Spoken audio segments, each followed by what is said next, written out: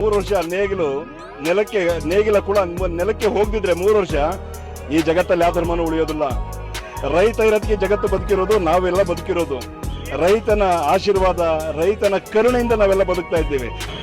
ಜಗತ್ತು ನಿಂತಿರೋದು ರೈತನ ಶ್ರಮದ ಮೇಲೆ. ರೈತನ ಬೆವರು ಎಷ್ಟು ಚಂದ ಬರ್ತದೋ ಅಷ್ಟು ದೇಶ ಸುಭಿಕ್ಷವಾಗಿರ್ತದೆ.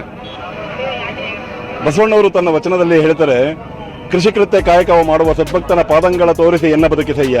ಆತನ ತನು ಶುದ್ಧ, ಮನಶುದ್ಧ, ಭಾವಶುದ್ಧ. ಆತನ ಮನವಿಗೆ ಹೋಗಿ ಲಿಂಗ ಪೂಜೆ ಕೈಗೊಂಡ ಗುರುವಿನ ಜೀವನ ಪಾವನ ನೋಡ ನಮ್ಮ ಕೂಡಲ ಸಂಗಮ ದೇವ ಅಂತೇಳಿ ವಚನಕಾರರು ಹೇಳ್ತಾರೆ. ಅಂದ್ರೆ ರೈತಾಪಿತನ ಅಂದ್ರೆ ಅಷ್ಟು ಶ್ರೇಷ್ಠವಾದದ್ದು. ಜಗತ್ತಿನ 84 ಲಕ್ಷ ಜೀವಿಗಳು ಅಂತೇಳಿ ಕನಕದಾಸರು ಹೇಳ್ತಾರಲ್ಲ, 84 ಲಕ್ಷ ಜೀವಿಗಳಿಗೂ ಅನ್ನ ಕೊಟ್ಟಿರ್ತಕ್ಕಂಥ ಪುಣ್ಯಾತ್ಮ ಯಾರಾದ್ರೂ ಇದ್ರೆ ಅದು ರೈತ ಮಾತ್ರ.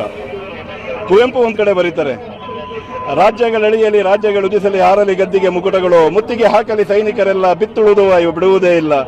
ನೇಗಿಲ ಕುಳದೊಳಗೆ ಅಡಗಿದೆ ಕರ್ಮ, ನೇಗಿಲ ಮೇಲೆಯೇ ನಿಂತಿದೆ ಧರ್ಮ ಅಂತೇಳಿ ಕುವೆಂಪುರವರು ಬರೀತಾರೆ.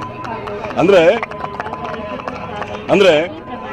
ನಾವೆಲ್ಲ ನಮ್ಮ ಧರ್ಮಗಳು ಎಷ್ಟೆಷ್ಟು ಶ್ರೇಷ್ಠ ಅಂತ ನಾವೆಲ್ಲ ಅಂದ್ಕೊಂಡಿದ್ದೀವೋ, ರೈತನ ಕೂಡ 3 ವರ್ಷ ನೇಗಿಲ ಕೂಡ ನೆಲಕ್ಕೆ ಹೋಗದಿದ್ರೆ 3 ವರ್ಷ ಈ ಜಗತ್ತಲ್ಲಿ ಯಾವ ಧರ್ಮನೂ ಉಳಿಯೋದಿಲ್ಲ. ರೈತ ಇರೋದಕ್ಕೆ ಜಗತ್ತು ಬದುಕಿರೋದು, ನಾವೆಲ್ಲ ಬದುಕಿರೋದು. ರೈತನ ಆಶೀರ್ವಾದ, ರೈತನ